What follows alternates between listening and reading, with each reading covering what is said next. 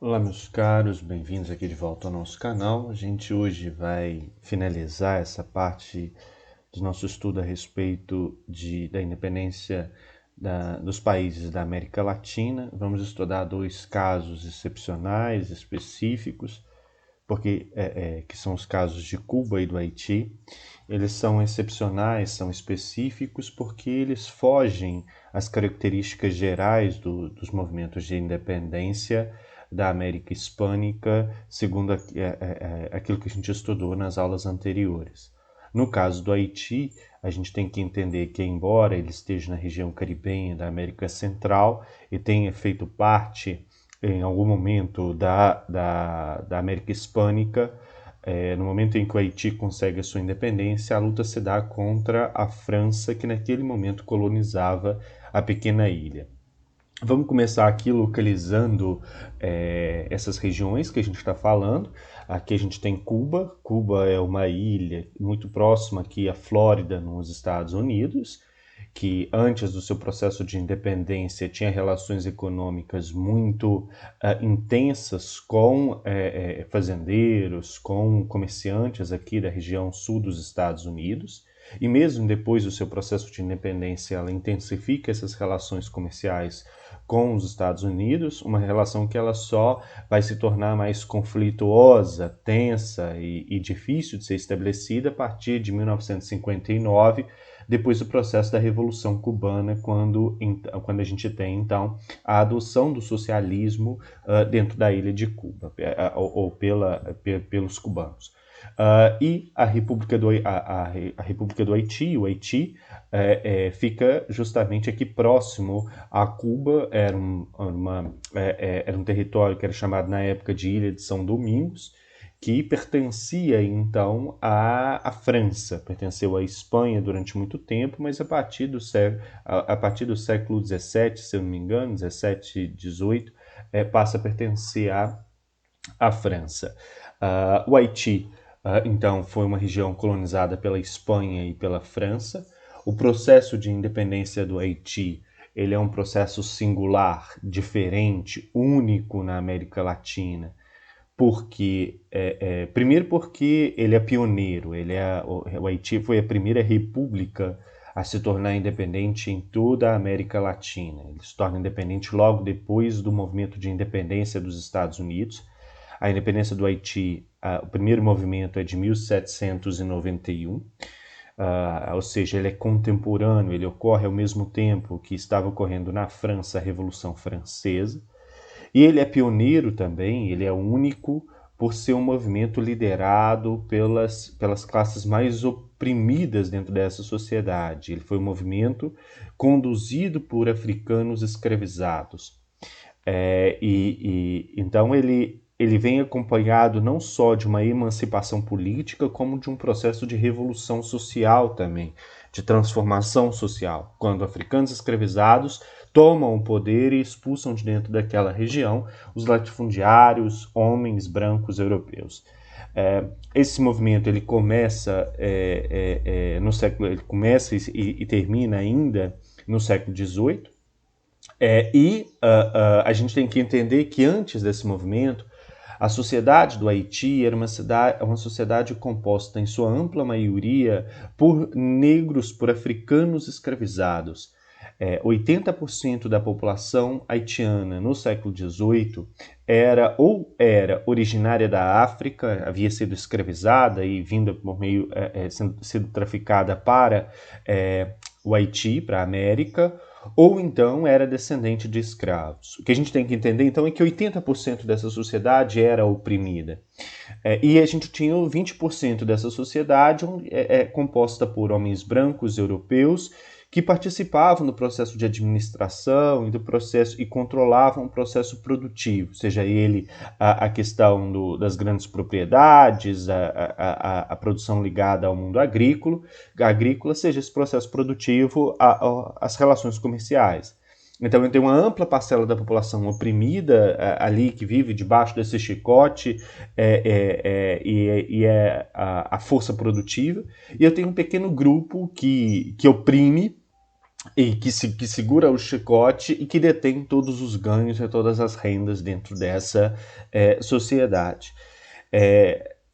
Essa composição da população ela não está distante da realidade de outros países. Se a gente pega o Brasil ou outros países em toda a América Latina, a gente vai perceber que quando a gente analisa a sociedade dessas localidades, a gente vai perceber que nessas outras regiões também há essa proporção.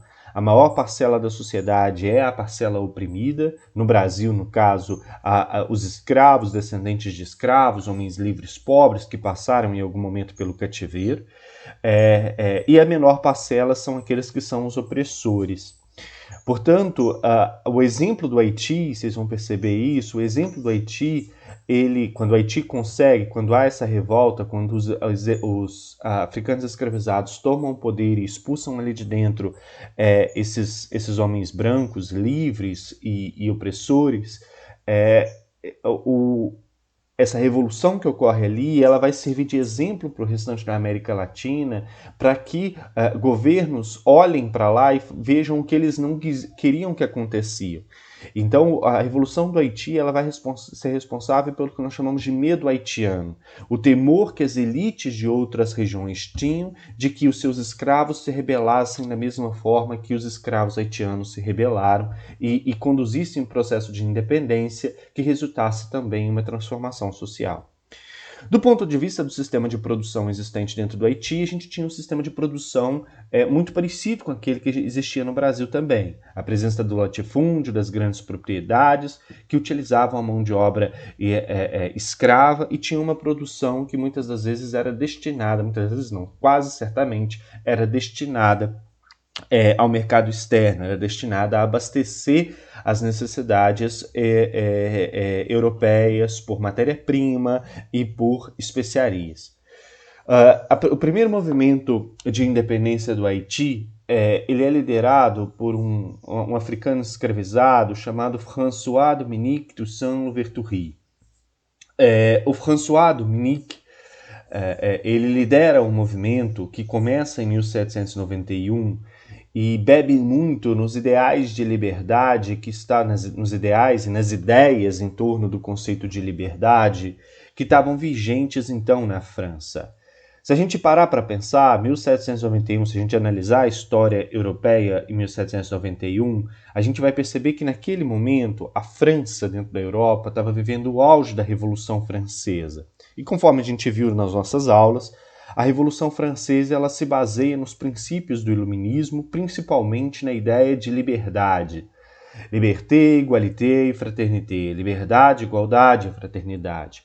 E o ano de 1791 é um marco da Revolução Francesa, porque é o momento em que os jacobinos estão ascendendo ao poder, estão iniciando as discussões em torno da Declaração dos Direitos do Homem e do Cidadão. E trabalham principalmente com o conceito de liberdade, a liberdade do homem, a liberdade de ir e vir, a liberdade de expressão.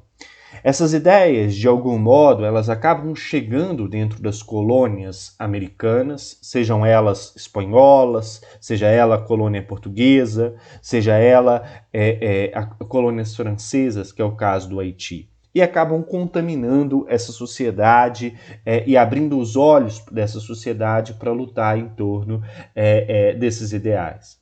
Do ponto de vista prático, em 1791, a Revolução Francesa e a ascensão dos jacobinos ao poder leva ao início da discussão sobre a utilização do trabalho escravo nas colônias francesas.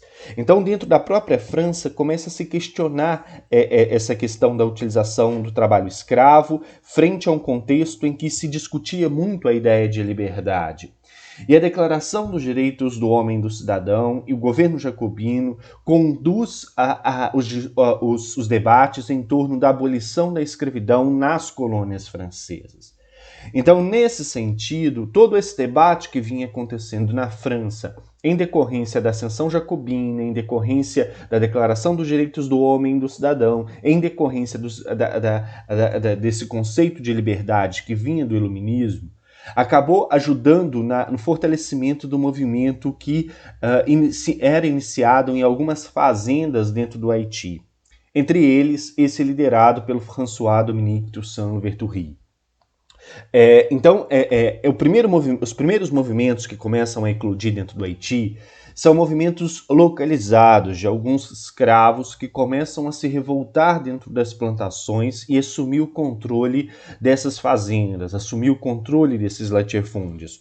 Começa um movimento em uma fazenda aqui, um movimento em uma fazenda colar, um movimento em uma fazenda ali adiante, e aos poucos esses movimentos eles começam a se unir em torno da liderança do Louverture.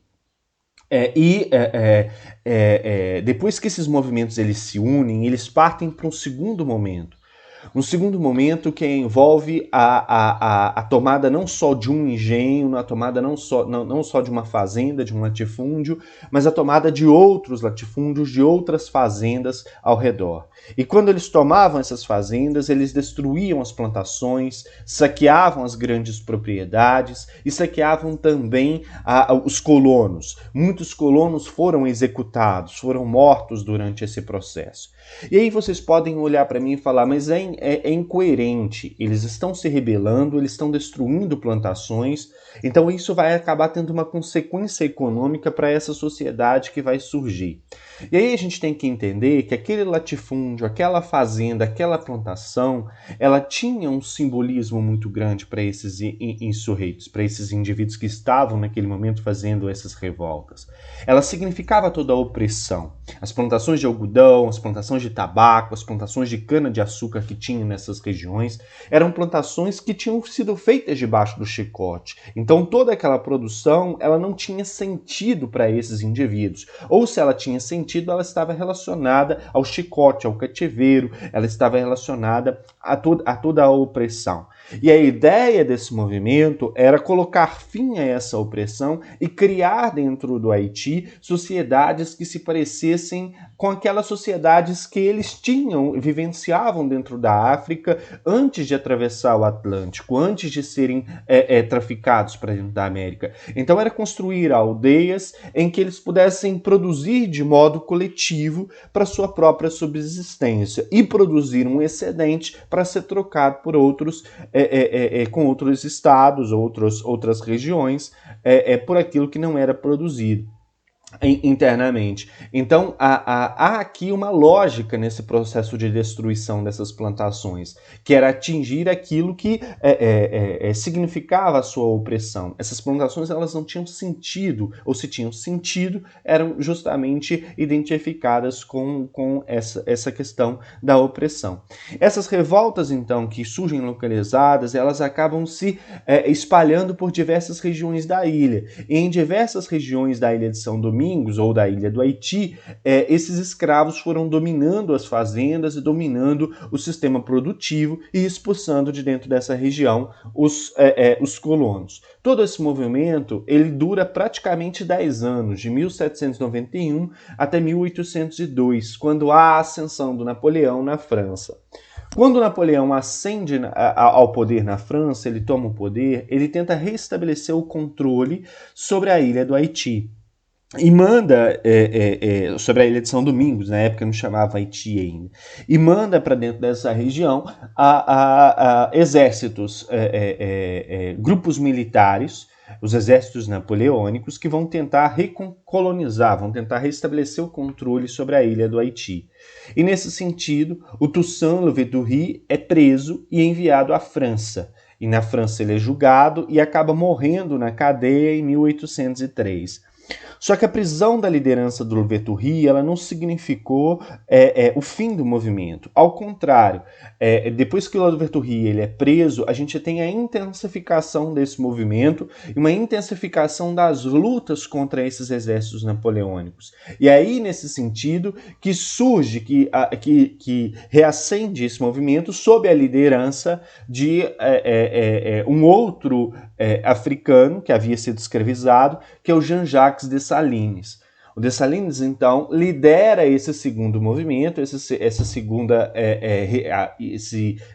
movimento de rebelião, de revolta, de revolução, mas agora mais no sentido de resistência e de guerra civil contra o exército napoleônico que estava ali tentando restabelecer o controle sobre aquela região. E aí, entre a ascensão de Dessalines e a independência do Haiti, a decretação da independência, a gente tem praticamente um ano. Logo depois que ele assume, que essas guerras elas se intensificam, o movimento revolucionário dentro do Haiti, ele declara a independência daquela região, ele declara a independência da Ilha de São Domingos, que se torna agora a República do Haiti. E o Dessalines acaba assumindo a condição de primeiro chefe de Estado, de primeiro presidente da República do Haiti. É logicamente que essa rebelião e a independência do Haiti, a revolta do Haiti, ela significa para o mundo como um todo, para esse mundo, principalmente esse mundo colonial, que se ancorava, e não só o mundo colonial, mas dos países que emergiam naquele momento como independentes na América como um todo, era um mundo que se organizava em cima da opressão da mão de obra escrava. E ele poderia simbolizar, a independência do Haiti poderia simbolizar uma inspiração para que escravos de outras regiões se insurgissem e tomassem o poder em outras regiões também. Portanto, houve uma resistência muito grande de outros estados, sejam eles americanos, sejam eles europeus, em reconhecer a independência do Haiti, porque foi uma independência que fez também uma revolução social, expulsou de dentro daquela região os opressores que eram homens europeus brancos. Então, nesse sentido, começa-se, depois de 1803, um boicote ao Haiti, um boicote comercial, um boicote político. Então, há a tentativa de rearticulação daquele país, logicamente que não mais um sistema produtivo de plantation, mas um sistema mais que lembrava mais essa ancestralidade africana, no sentido de construir aldeias e dentro dessas aldeias fazer uma produção mais voltada para a subsistência, com a ideia de autoajuda, com a ideia de proto-cooperação, e comercializar o excedente. Mas as relações políticas e econômicas do Haiti com outras regiões, elas se tornaram muito tensas, porque as outras regiões não queriam estabelecer essas relações para não fortalecer um Estado que se tornou independente a partir de uma rebelião escrava. E nesse sentido, entre a independência de fato e o reconhecimento dessa independência, a gente tem um longo período. Foi um dos países que mais demorou a ter o reconhecimento da sua independência pelo país que a dominava. Somente em 1825, ou seja, somente depois de 22 anos que o Haiti declarou sua independência, é que a França reconheceu a independência do Haiti. E só reconheceu depois que o Haiti pagou uma alta indenização aos franceses por ter perdido a Ilha de São Domingos. E é importante a gente notar que todo o boicote que foi feito ao Haiti, todas essas relações tensas que eu vim falando com vocês, em função do temor de que a revolta do Haiti pudesse simbolizar uma possibilidade de revolta em outros países, acabou resultando em dificuldades econômicas para a República do Haiti desde o século XIX. Ou seja, o Haiti foi colocado à margem, foi isolado dentro do continente americano, não por opção própria, mas por opção dos outros países. E isso resultou em dificuldades econômicas, isso resultou em pobreza, isso resultou em falta de alimento, isso resultou em dificuldades para estabelecimento de uma balança comercial favorável para o Haiti, porque ele não conseguia vender, ele não conseguia estabelecer relações comerciais com outras regiões. E é um dos fatores, sem sombra de dúvida, que explicam, em parte, a pobreza que o Haiti sofre desde o início do século XX, desde o final do XIX e início do XX. É logicamente que a situação hoje de extrema pobreza, de extrema desigualdade social existente dentro do Haiti não é só resultado disso. A gente tem hoje, o Haiti, uma desigualdade social muito grande. O que isso significa? Eu tenho pessoas muito ricas e tenho pessoas muito pobres. E quando eu falo muito pobres, é uma pobreza que as pessoas não têm onde morar, as pessoas não têm o que comer. Muitas crianças no Haiti comem biscoito de barro. Biscoito de barro porque não têm acesso ao mínimo para se manter vivas. Correto? E por que o Haiti vive essa desigualdade econômica muito grande? Por conta de corrupção, por conta de violência existente dentro daquele território. Durante muito tempo, o governo haitiano ele foi um governo extremamente corrupto e a corrupção ainda existe por lá até os dias de hoje. Então, aquelas pessoas que passaram a governar a República do Haiti, governavam eles segundo interesses que lhe eram próprios, interesses que lhe eram particulares, e faziam da vida pública algo que era privado. Então, havia mistura. Então, o governo ele tomava atitudes no sentido de priorizar aquele grupo que estava no poder e se esquecia do restante da sociedade. Por outro lado, há também altos índices de criminalidade, de violência, de tráfico, de homicídios dentro do Haiti. Regiões que são controladas por traficantes, regiões que são controladas por milícias, pessoas que são oprimidas a todo tempo por essa violência. Em função disso, houve uma força internacional promovida pela ONU a partir de 2007, 2008, se eu não me engano, de pacificação do Haiti, na tentativa de lutar contra essas milícias, lutar contra esse tráfico e estabelecer a paz e um governo mais justo naquela região. Essas forças de pacificação do Haiti, elas acabaram sendo lideradas pelo Brasil em 2007, 2008, porque o Brasil, naquele momento, buscava uma cadeira no Conselho de Segurança da ONU. Então, o Exército Brasileiro se esforçou por liderar essas forças de pacificação no Haiti, e teve uma ação muito efetiva. Tanto que o brasileiro hoje ele é reconhecido pela população haitiana. Ele é bem recebido dentro do Haiti. O Brasil ele acaba sendo um refúgio, não só de defesa da sociedade haitiana, mas um refúgio para haitianos que tentam fugir daquela pobreza e identificam o Brasil como uma possibilidade de melhora de condição de vida. Então aumenta não só a proteção sobre aquela região, mas aumenta também o fluxo migratório do Haiti para dentro do Brasil, em função dessas ações que o Brasil fez. E durante, se eu não me engano, 2011, 12, o Haiti sofreu com um grande terremoto, e no momento em que as forças pacificadoras do Brasil estavam lá, foi um terremoto que destruiu o Haiti quase que por completo. E todas essas questões relacionadas à pobreza e à violência, elas intensificaram nesse terremoto, levando muitas pessoas a tentar fugir de dentro daquela região e, portanto, aumentando as taxas de migração do Haiti para o Brasil. Passamos a falar agora a questão de Cuba. Por que a independência de Cuba ela é singular? Ela é singular porque se o Haiti foi o primeiro país da América Latina a se tornar independente, Cuba foi um dos últimos países a se tornar independente.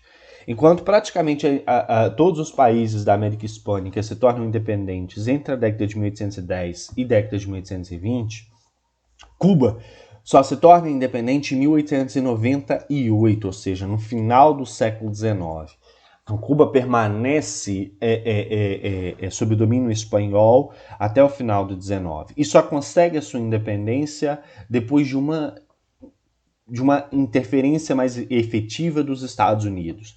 E há toda uma discussão quando há o movimento de independência de Cuba, se Cuba se tornaria de fato um Estado independente ou se Cuba se anexaria aos Estados Unidos e se tornaria um Estado da República dos Estados Unidos.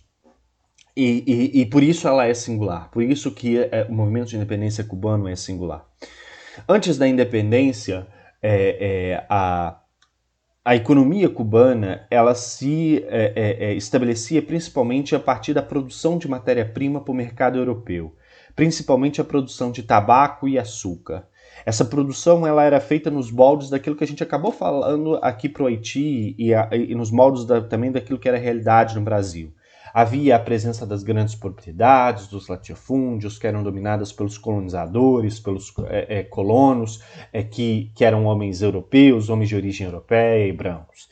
E havia também a ampla utilização da mão de obra escrava como a principal força motriz, a principal força de trabalho dessas grandes propriedades. E o poder político e econômico, ou seja, o controle daquela sociedade, o controle dos cargos políticos e as principais riquezas estavam nas mãos desses grandes proprietários, ou seja, desses homens brancos europeus. Então a gente tinha uma sociedade que se parecia muito com aquela sociedade que a gente viu quando estudou a história do Brasil colônia, ou se parecia também com aquela sociedade ali que existiu até ao final do 19, ali no sul dos Estados Unidos, ou seja, as grandes propriedades, a utilização da mão de obra escrava, o controle dessas grandes propriedades dessa sociedade por esses colonos que eram homens brancos europeus.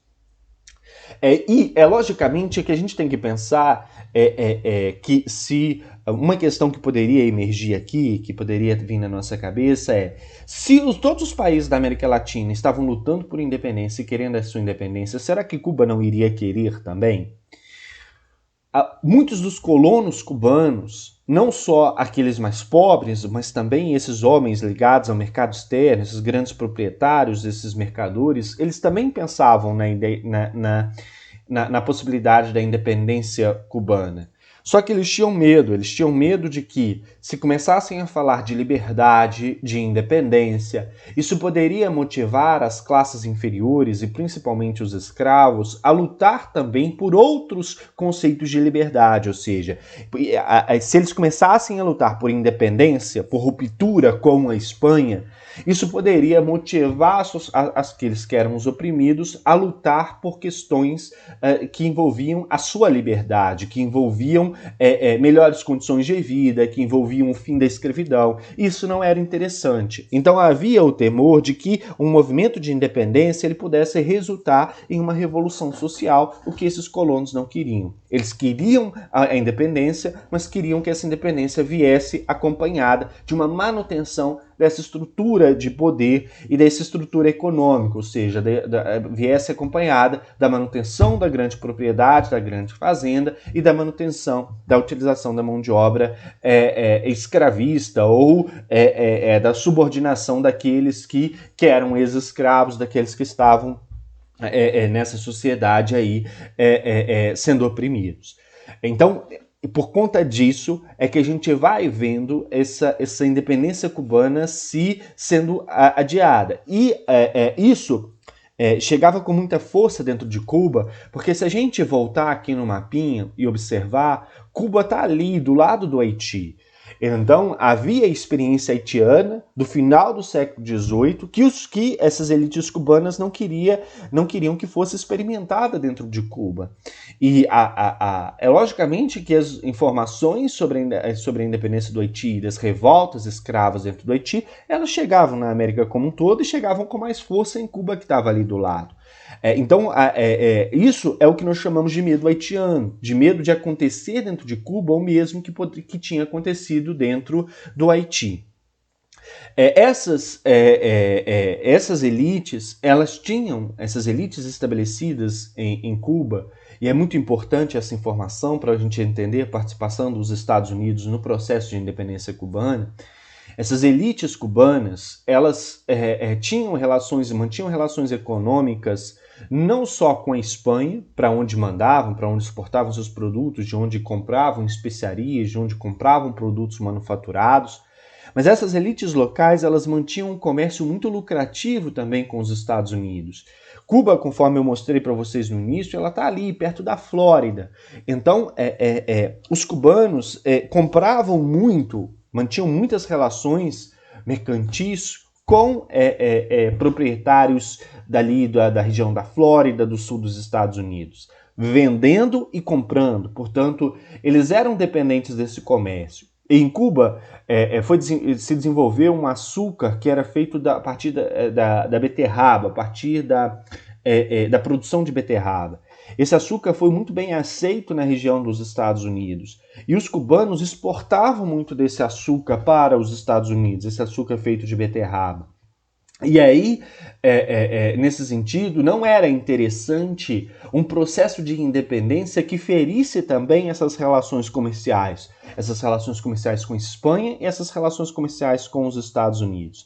Então, esses temores de perder prestígio comercial, de perder riqueza e o medo de que falar independência pudesse resultar em uma luta por uma revolução social dentro de Cuba, acabaram atrasando o processo de emancipação cubano, que só teve início em 1868, ou seja, na segunda metade do século XIX. E o processo de independência de Cuba, ele envolveu duas batalhas, uma que dura 10 anos e outra que durou ali praticamente 8 anos e se encerrou em cerca de 5 meses, conforme a gente vai ver. O primeiro movimento, ele é um primeiro movimento que ele ocorre com todas essas reservas que a gente falou, com todos esses medos que a gente falou.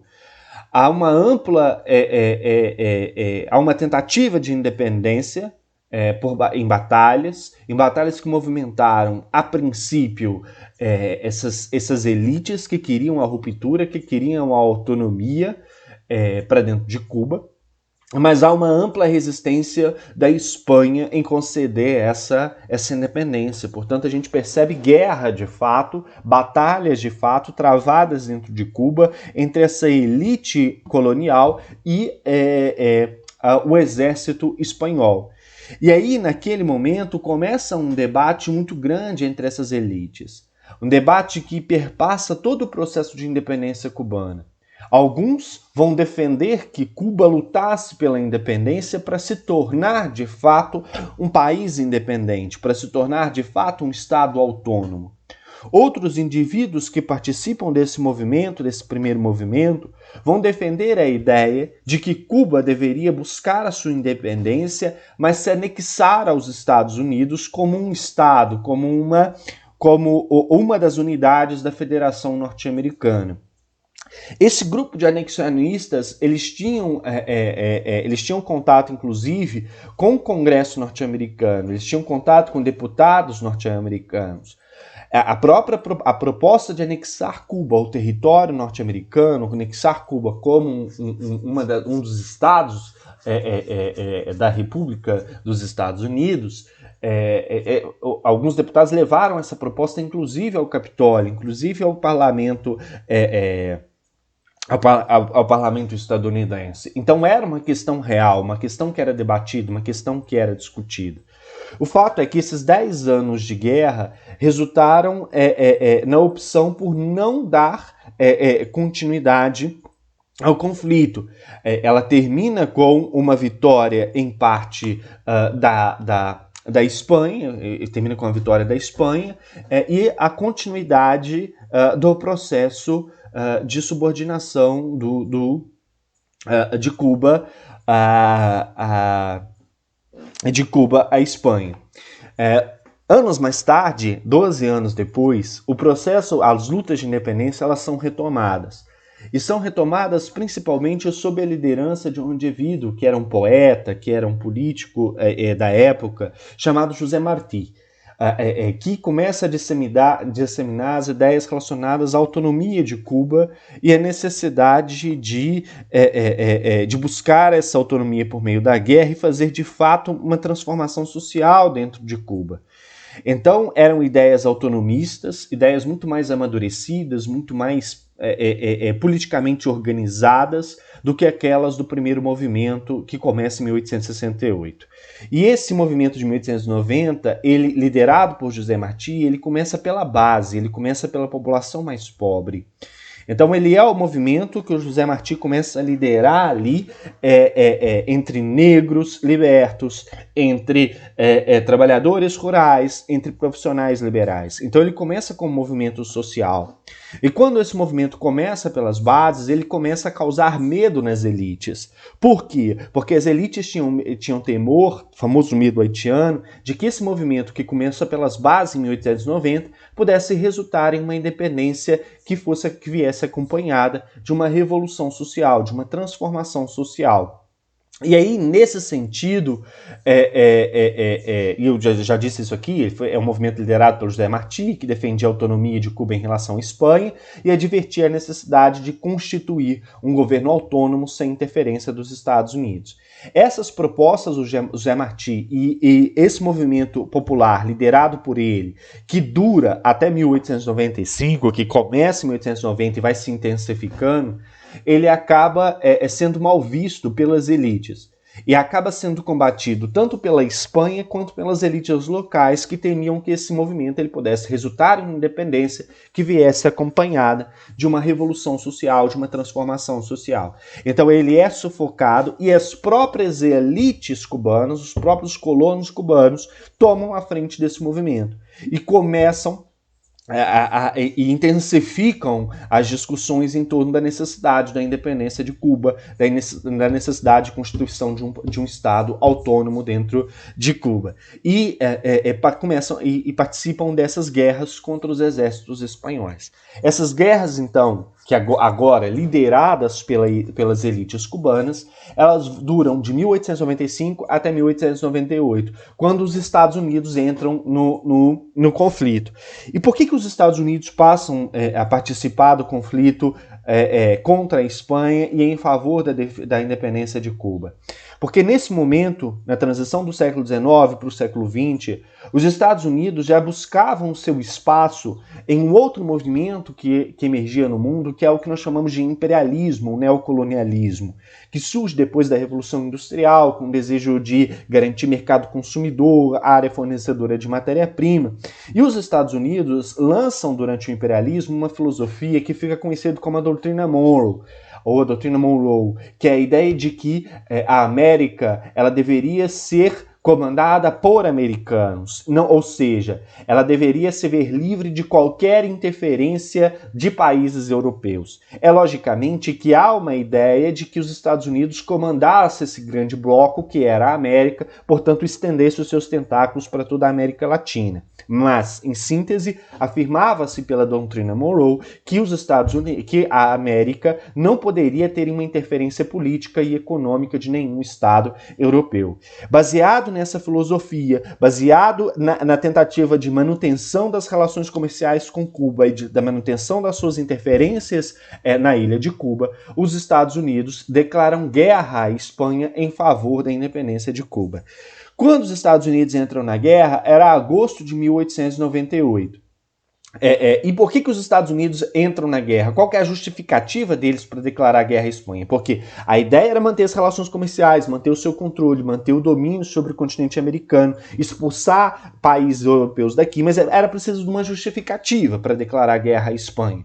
E para declarar guerra à Espanha, os Estados Unidos afirmam que um navio mercantil estadunidense que estava ancorado no porto de Havana tinha sido afundado pela Marinha Espanhola, tinha sido afundado pelas forças militares espanholas. Então, os Estados Unidos, em agosto de 1898, declaram guerra à Espanha em favor da independência de Cuba. Essa guerra ela dura agosto, setembro, outubro, novembro, dezembro. Ela dura 5 meses. Em dezembro de 1898, a Espanha reconhece a independência de Cuba, com depois essa interferência dos Estados Unidos. Então a Espanha fala, beleza, Cuba agora é independente. E aí, quando Cuba se torna independente, os Estados Unidos também ganham com a independência de Cuba. Os Estados Unidos, nos acordos que reconhecem a independência de Cuba, os Estados Unidos garantem a posse de algumas regiões que pertenciam à Espanha. Garantem a posse de Porto Rico, Guam, as ilhas de Guam, na Micronésia, e o controle das ilhas Filipinas, também na região asiática. Então eles passam a dominar Porto Rico, que se eu não me engano faz parte dos Estados Unidos até hoje, também a região de Guam, essas ilhas na Micronésia, e essas ilhas elas estão localizadas justamente aqui no Pacífico, e dominam também a região das Filipinas, que também ficam aqui no Pacífico, acima da Austrália. Então dominam essa região e conseguem uma ilha em Porto Rico.